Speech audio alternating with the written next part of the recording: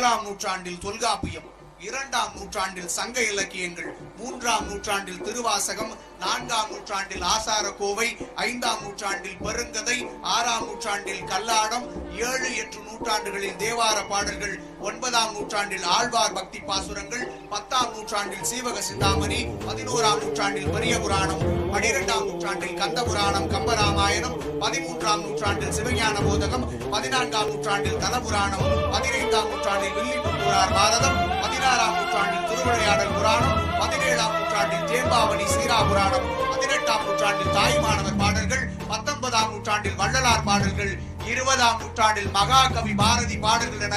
20 நூற்றாண்டின் வரலாறு எங்கள் தமிழுக்கு மட்டும்தான் இருக்கு. மொழி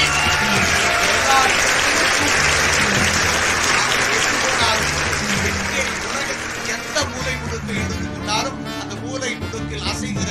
1000 கைகளில் 100 கரங்கள் தமிழரின்